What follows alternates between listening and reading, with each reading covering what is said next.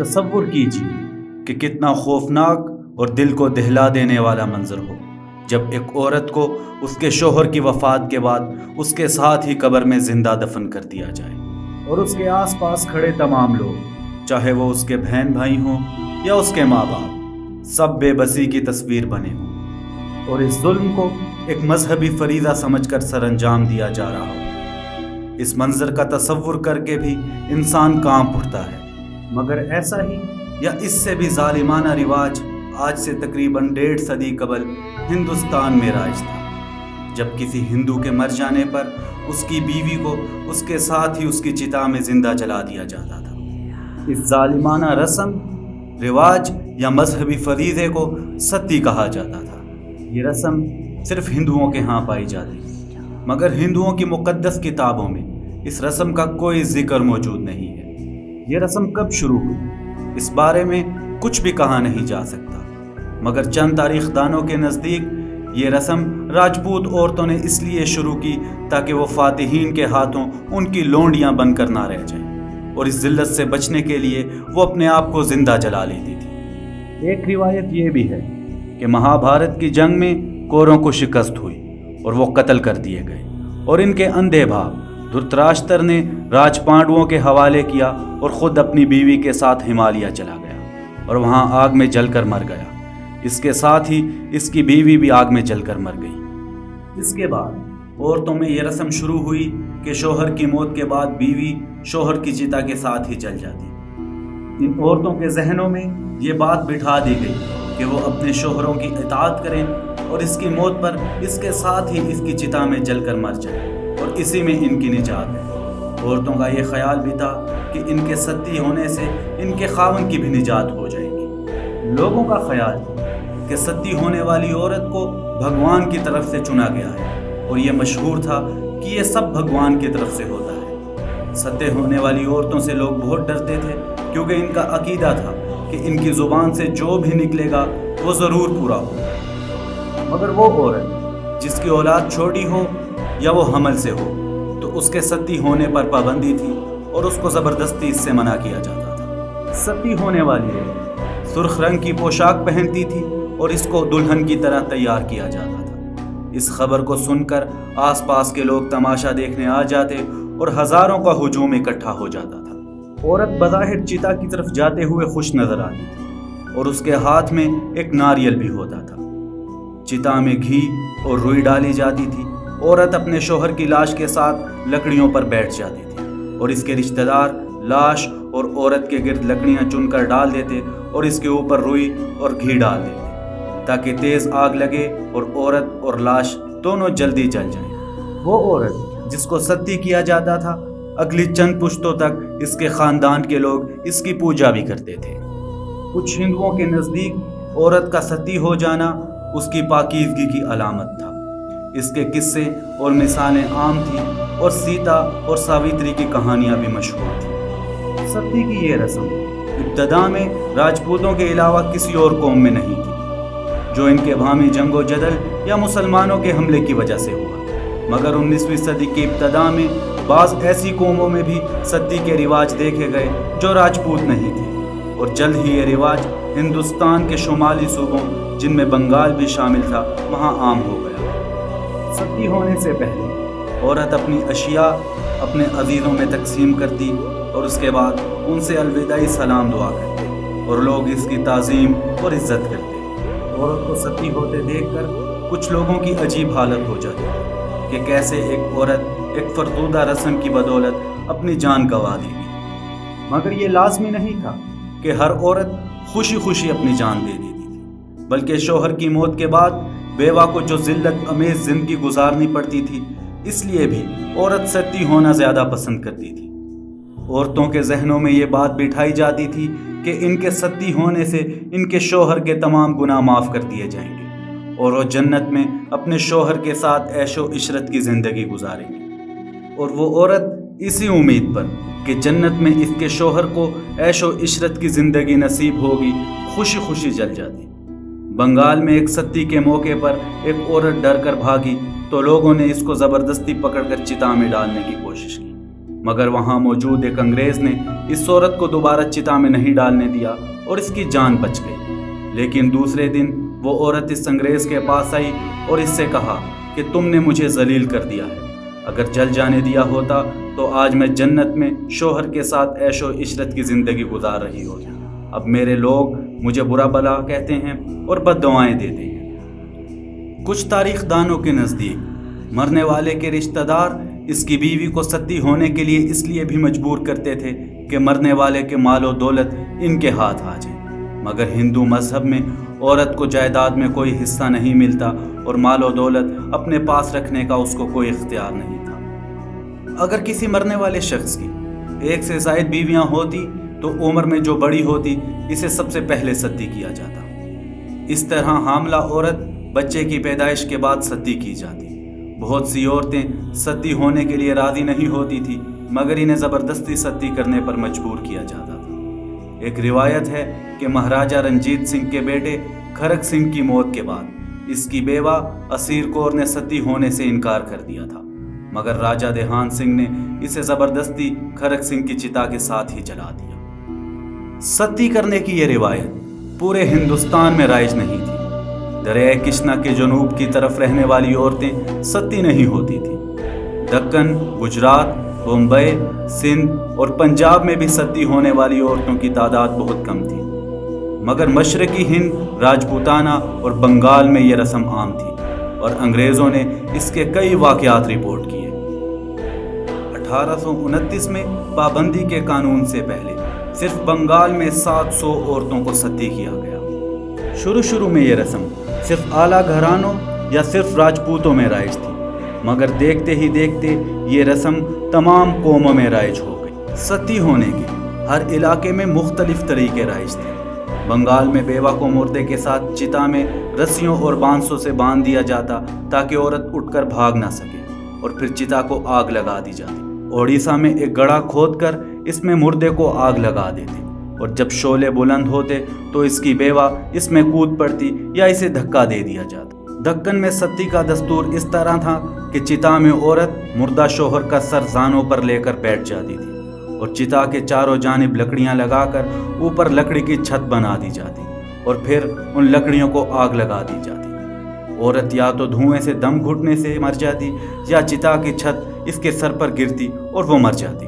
ستی ہونے والی عورتیں عموماً ستی کے لیے مختلف رسومات بڑے صبر و استقلال سے ادا کرتی تھی اور ظاہر نہیں ہوتا تھا کہ وہ موت کو گلے لگا رہی ہیں۔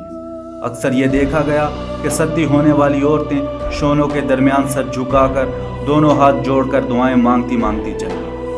یہ بھی ہوتا تھا کہ چتا کی آگ کو دیکھ کر عورتیں ڈر کر بھاگ جاتی تو لوگ انہیں زبردستی پکڑ کر دوبارہ چتا میں ڈال دیتے اور ان کے اوپر ایک بھاری لکڑی رکھ دیتے تاکہ وہ دوبارہ نکل کر بھاگ نہ سکے۔ بعض مقامات پر ستے ہونے والی عورتوں کو نشہ آور ادویات پلا دی جاتی تاکہ انہیں ہوش نہ رہے۔ گجرات میں ستی ہونے والی عورتوں کو عموماً افیون کھلا دی جاتی تھی جس سے وہ مدہوش ہو جاتی۔ عالمگیر اورنگزیب کے عہد کے ایک تاریخ دان نے لکھا کہ میں نے ایسی بد نصیب بیواؤں کو دیکھا تھا جو چتا کی شکل دیکھ کر بھاگ جاتی تھی۔ ان کو دیکھ کر مجھے یقین تھا کہ اگر یہ ظالم اور بے درد برہمن انہیں ستی سے منع کرے تو وہ خوشی خوشی رک جائیں، مگر وہ ظالم لوگ ان خوفزدہ عورتوں کو ستی کی ترغیبیں اور بڑھاوے دیتے رہتے تھے اور جب انہوں نے مزاحمت کی کوشش کی تو انہیں زبردستی آگ میں ڈال دیا گیا۔ وہ مزید لکھتا ہے کہ میرے سامنے ایک غریب جوان عورت اس طرح زبردستی آگ میں ڈالی گئی تھی۔ اس طرح میں نے ایک اور بد نصیب عورت کو دیکھا کہ اس کے ارد گرد جب آگ بھڑکنے لگی تو اس نے بھاگنا چاہا، مگر ان جلاد صفتوں نے لمبے لمبے بانسوں سے اس کو دبا دیا تاکہ وہ نکل نہ سکے۔ اس تاریخ دان کا نام برینر ہے اور یہ مزید لکھتا ہے کہ ہندوستان کے بعض حصوں میں تو یہ غضب ڈھایا جاتا تھا کہ جلا کر ستی کرنے کی بجائے عورت کو گردن تک زمین میں گاڑ دیتے تھے اور 2 یا 3 برہمن اس کا گلا دبا دیتے تھے اور جب اس کا دم نکل جاتا تو مٹی کی ٹوکریاں اس کے سر پر ڈال کر اپنے پاؤں سے دبا دیتے۔ لیڈی ہیمریس نے اکتوبر 1825 میں ایک دلخراش واقعے کو اپنے روزنامے میں لکھا کہ ایک نوجوان ہیضے کے مرض سے مر گیا۔ اس کی بیوہ نے اس کے ساتھ چتا میں جلنے کا ارادہ کر لیا۔ ضروری تیاریاں ہو گئی اور مجسٹریٹ سے اجازت نامہ حاصل کر لیا گیا۔ چتا کو اس کے رشتہ داروں نے آگ لگا دی۔ آگ کے شعلے دیکھ کر بیوہ کا حوصلہ جواب دے گیا۔ وہ دھوئیں کے بادلوں، ہجوم کے چیخو پکار اور ڈھول کے شور میں کسی نہ کسی طرح بچ کر جنگل جا پہنچی۔ پہلے تو کسی نے توجہ نہ دی، لیکن جب دھواں کم ہوا تو لوگوں کو عورت نظر نہ آئی۔ اس پر وہ غصے میں آ گئے اور بد نصیب لڑکی کو جنگل سے جا کر پکڑ لیا۔ بد نصیب بیوہ کو ایک چھوٹی کشتی میں بٹھا کر دریا میں لے جایا گیا۔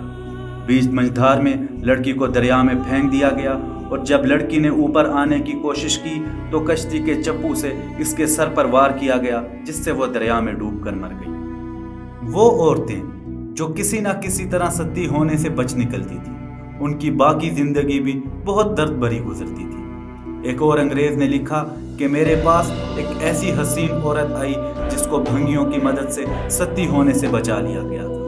ان بھنگیوں کا دستور تھا کہ جب انہیں پتہ چلتا کہ کوئی عورت ستی ہونے والی ہے تو وہ اس کے گھر پہنچ جاتے، اور جب دیکھتے کہ اس کے گھر والے صاحب حیثیت نہیں ہیں اور وہ عورت بھی ستی نہیں ہونا چاہتی تو یہ لوگ چند پیسے دے کر اس عورت کو وہاں سے نکال لے جاتے۔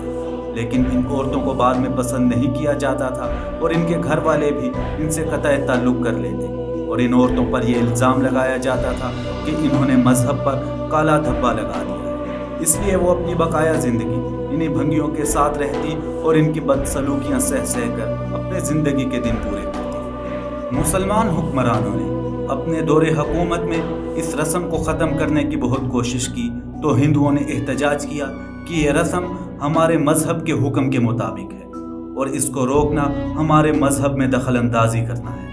اکبر نے اسے ختم کرنے کی کوشش کی مگر کامیاب نہیں ہوا، اور اس نے حکم دیا کہ کسی عورت کو اس کی مرضی کے بغیر ستی نہ کیا جائے۔ اکبر کو ایک دفعہ ایک ستی کی اطلاع ملی تو وہ خود ہی اس کو روکنے پہنچ گیا۔ چنانچہ راجہ جے مل کی بیوی کو ستی ہونے سے اس نے بچا لیا۔ اسی طرح اکبر کے بعد عالمگیر اورنگزیب نے بھی اس رسم کو روکنے کی بہت کوشش کی اور کئی حکم نامے جاری کیے، مگر کبھی بھی مکمل طور پر اس میں کامیاب نہ ہو سکا۔ جب انگریزوں نے ہندوستان کا نظام سنبھالا تو انہوں نے بھی اس رسم کو سخت ناپسند کیا اور اس کو روکنے کی بہت کوشش کی، مگر وہ قانونی طور پر اس پر پابندی نہیں لگانا چاہتے تھے، کیونکہ ان کو خطرہ تھا کہ اگر قانونی طور پر ستی کی رسم پر پابندی لگائی گئی تو ہندوستان میں انگریزوں کو خطرہ ہو سکتا۔ 28 مارچ 1827 کو ایوان ہند کے ایک رکن پونیڈر نے ہندو بیواؤں کے ستی ہونے کے خلاف تجویز پر بحث کرنے کے دوران یہ واقعہ پیش کیا۔ ایک برہمن کسی اور علاقے میں مر گیا۔ 2 ہفتے کے بعد اس کی اطلاع اس کے گھر والوں کو ملی تو انہوں نے اس کی بیوہ ہوملیا، جس کی عمر تقریباً 14 سال تھی، اس کو ستی کرنے کا فیصلہ کیا۔ اس کے قریبی رشتہ داروں نے اس کی چتا تیار کی۔ لڑکی کا باپ پٹنہ تیواری جو کسی اور علاقے میں رہتا تھا، اس کو بھی اس واقعے کی اطلاع نہیں دی گئی۔ یہ نہیں معلوم ہو سکا کہ ہوملیا ستی کے لیے راضی تھی یا نہیں، لیکن ہم فرض کر لیتے ہیں کہ وہ اس کے لیے راضی تھی۔ ابتدائی رسوم کے بعد ہوملیا چتا پر بیٹھ گئی اور اس کے چچا شیولال نے چتا کو آگ لگا دی، مگر آگ کی تپش ہوملیا کو ناقابل برداشت ہو گئی اور وہ چتا سے باہر نکل گئی، لیکن شیولال اور دوسرے لوگوں نے اسے پکڑ کر دوبارہ چتا میں پھینک دیا، مگر وہ پھر باہر نکل گئی اور اس کے کپڑے جل گئے اور قریبی باولی کے پانی میں جا کر لیٹ گئی۔ شیولال نے ایک چادر اس کے قریب زمین پر پھیلا دی اور ہوملیا کو اس پر بیٹھنے کے لیے کہا۔ ہوملیا نے انکار کر دیا اور کہا، نہیں، میں نہیں بیٹھوں گی، تم مجھے پھر آگ میں ڈال دو گے، مجھے چھوڑ دو، میں تمہارا گھر چھوڑ دوں گی، میں بھیک مانگ کر یا کسی اور طریقے سے اپنی زندگی گزار لوں گی، تم لوگ بس مجھ پر رحم کرو۔ شیولال نے گنگا کی قسم کھا کر کہا کہ اگر تم چادر پر بیٹھ گئی تو میں تمہیں گھر پہنچا دوں گا۔ ہوملیا چادر پر بیٹھ گئی اور ان لوگوں نے اسے چادر میں باندھ دیا اور ایک بانس کے ذریعے اس چادر کو اٹھا کر شعلوں میں پھینک دیا۔ چادر آگ کی شدت سے فوراً جل گئی اور بدقسمت لڑکی اپنے آپ کو بچانے کی ایک بار پھر کوشش کرنے لگی۔ اسی اثناء میں باقی لوگوں کے اکسانے پر ایک مسلمان نے اپنی تلوار سے اس لڑکی کا سر قلم کر دیا۔ وہ گر پڑی اور موت کی مزید کشمکش سے اسے نجات مل گئی۔ ستی کی اس ظالمانہ رسم کے خلاف اٹھنے والی آوازوں میں سے سب سے مضبوط اور مؤثر آواز رام موہن رائے کی تھی۔ موہن رائے نے اپنے بھائی کی بیوہ کو ستی ہونے سے روکنے کی بہت کوشش کی، مگر اس کی بھابھی نے اس کی کوئی پرواہ نہ کی۔ مگر جب شوروں سے تکلیف محسوس ہوئی تو اس نے چتا سے نکلنے کی کوشش کی تو اس کے رشتہ داروں نے اور پجاریوں نے اسے بانسوں سے دبا کر اسے نکلنے نہیں دیا۔ رام موہن مجبور اور بے بس ہو گئے اور اپنی بھابھی کو نہ بچا سکے، مگر انہوں نے عہد کیا کہ وہ اس وقت تک چین سے نہیں بیٹھیں گے جب تک اس ظالمانہ رسم کو ختم نہیں کر دیا جاتا۔ اس کے بعد انہوں نے اخباروں اور عام جلسوں میں اس ظالمانہ رسم کی مذمت شروع کی۔ اس کے بعد رائے موہن نے ہمت کی اور جرأت سے کام لے کر اس کی مخالفت کا کوئی موقع ہاتھ سے جانے نہ دیا۔ 1818 میں جب کلکتہ کے ہندوؤں نے برطانوی حکومت کو ایک یادداشت پیش کی جس میں ستی کو روکنے کے لیے جو کوششیں ہو رہی تھی اس کے خلاف احتجاج کیا گیا، اس یادداشت کے جواب میں رام موہن نے بھی ایک یادداشت پیش کی جس میں انہوں نے برطانوی حکام کی کوششوں کو سراہا کہ وہ انسانی ہمدردی سے کام لے رہے ہیں۔ رام موہن نے اس یادداشت میں لکھا کہ ان کا ذاتی مشاہدہ ہے کہ ان عورتوں کی موت کے خواہاں اس کے وارث ہوتے ہیں اور انہیں ترغیب دے کر شوہروں کے ساتھ ستی ہونے کے لیے آمادہ کرتے ہیں، اور جو عورتیں اس سے انکار کرتی ہیں انہیں جبراً چتا میں ڈھکیل کر انہیں رسیوں سے باندھ دیا جاتا ہے اور بانسوں سے اس وقت تک دبایا جاتا ہے جب تک وہ مر نہ جائیں، اور جو عورتیں کسی نہ کسی طرح بچ کر نکل جاتی ہیں اس کے رشتہ دار اس کو کسی اور طریقے سے مار ڈالتے ہیں۔ درخواست گزاروں کی عاجزانہ التماس ہے کہ مذکورہ مثالیں تمام شاستروں کی روح سے اور اقوام کے فہم کے لحاظ سے قتل ہیں۔ 1829 میں جب لارڈ ولیم نے موہن رائے سے مشورہ کیا تو انہوں نے مختلف شاستروں اور مستند اقتباسات سے یہ ثابت کیا کہ ستی مذہبی فریضہ نہیں ہے۔